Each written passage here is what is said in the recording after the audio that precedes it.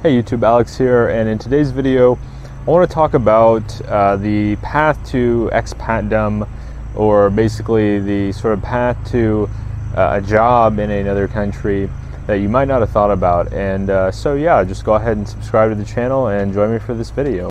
So in this video I'd like to discuss this thought that crossed my mind that may be relevant to some of you that are interested in pursuing a career and perhaps working overseas. There's a certain career path that you might be into that you think there's potential to do that career, but in another country. Specifically, when I think about this, I'm living in the US, I'm thinking about living outside the US, and it's something that a lot of you may have not thought about, but it is the case at least for the IT industry, and it could be true for other industries as well. In the case of my own experience at a company I've worked at, I'm not going to specify which, I will say it's a publicly traded company, there was opportunity and is opportunity, from my understanding, to, once you get to a certain level of seniority, typically a manager level role, you can apply to work in positions in other countries. I know of at least one person that has moved to the Southeast Asia region. For those who don't know, Southeast Asia includes countries like Singapore, Thailand, the Philippines, Cambodia, Indonesia, and a lot of people really like this region of the world, but a lot of people find that it's not really practical for them to earn an income in these countries, or a lot of people will be trying to figure out ways to live over there long term, but it's just simply not doable for a lot of people, especially if you don't have your own business. But like I said, through some of these opportunities, especially in the IT field, you can work your way up and apply for those positions. Now, some of them will require foreign languages. If you don't have that, you're going to have a little bit less selection as far as which kinds of roles you can apply for. But it is worth considering that if you don't see yourself as a business owner, you don't see yourself as being somebody that wants to handle all the responsibilities and challenges that come with a business, that you may be able to do it through the career route. Of course, I can't say this is the case for all industries. Naturally, there's going to be certain industries that you really can't leave your home country to work in. They're specialized, or they require you to be on site.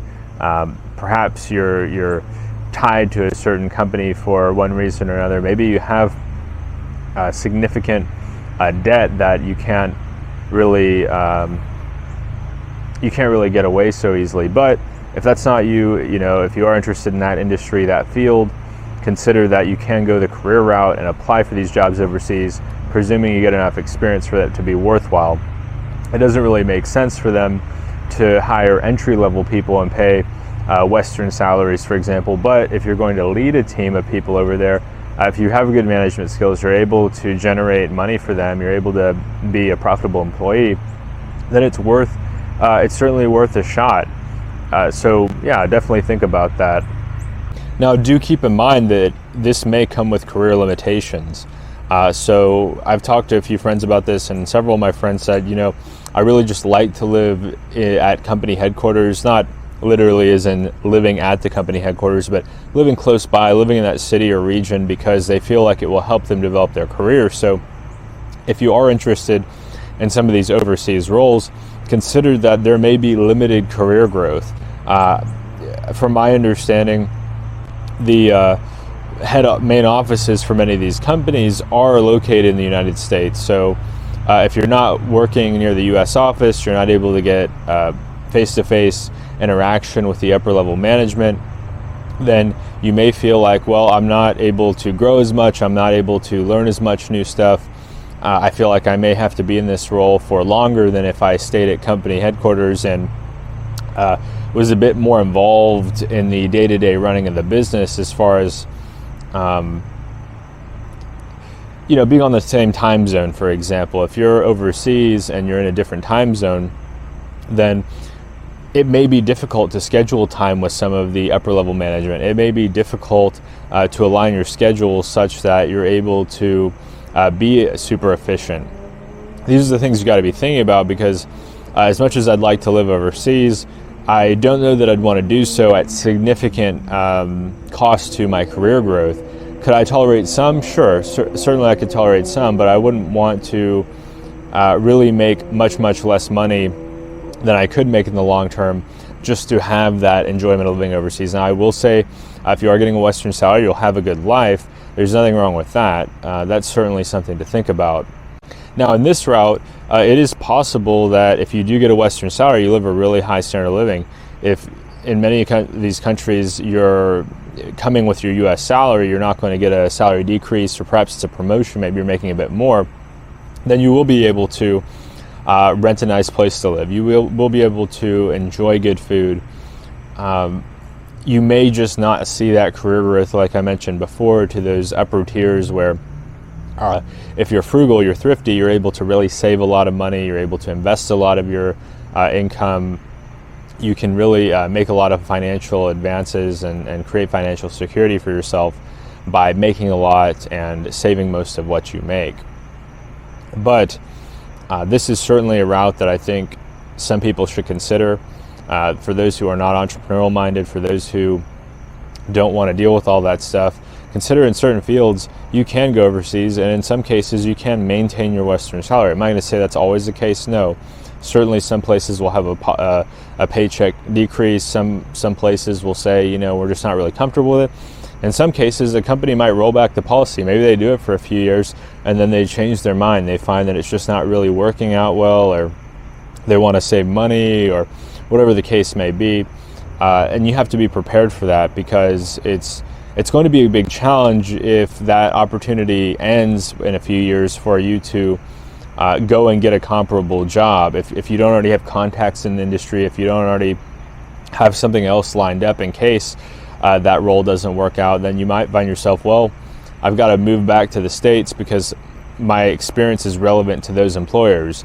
It's harder for me to apply to some of these other places around here. So that's something to think about, and really consider that there are some upsides, but then there are some downsides as well.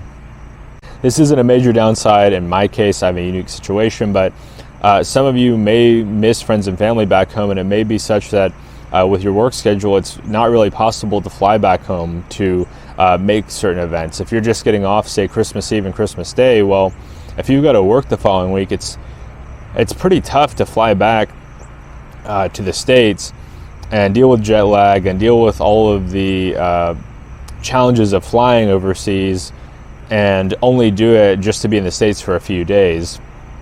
I know some people do that. I'm certainly not judging those people. I know that family is super important to the vast majority of people, but keep in mind, if you're planning to spend certain holidays, if you think, well, I'll just hop on a plane and go back home whenever I'm homesick or whenever I miss home, if you are tied into an employer there, it's going to be just like working in any country, where you really do have these major substantial obligations to your employer as far as your time and your time during the work week. I just don't think I'd like to fly back to the U.S. just for 2 days.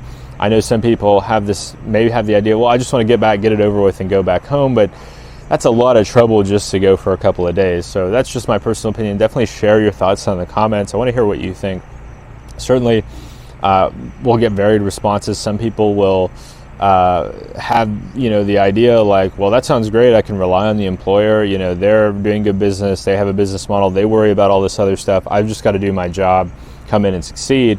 And then when I'm not working, I can enjoy that given country. Let's say, for the sake of discussion, of course, this is not the country that person is living in, but let's say you want to work and live in Singapore. Now, Singapore is expensive. I know it's not typically what we're thinking or talking about on this channel, but if you wanted to go there and you were working and living there, well, if you wanted to visit Singapore and you're living in the U.S., you're talking about a really long flight, jet lag, a major adjustment, and you're probably going to have to rent an expensive hotel. But if you're living there and you want to go and do these different activities around the country, you want to experience different kinds of cultural events, you want to try international food, a lot of these wonderful things you can have there, well, that becomes much, much easier if you're living over there. And I mentioned before, but if it's an hour and a half flight to another country, then you might be able to do these weekend trips. You might be able to, say, take a weekend off and go to another country you've been interested in, especially once pandemic restrictions have been lifted, than if you lived here and you were trying to do that. So that's something else to think about, is don't necessarily either consider it a lifelong commitment. Keep in mind, I may go over there and work for, say, 3 years, and in that 3 years I'm able to visit all these other countries I'm interested in, and I'll be making money during the week. You may not get paid to go to these other places, but you're not going to necessarily be, I think, as worried about your finances as in the case if you were totally funding the whole thing, you didn't have work lined up. You get my point. So like I said, let me know what you think down in the comments. Share your questions. We want to know what all is on your mind. Subscribe if you haven't already, and I will talk to you next time.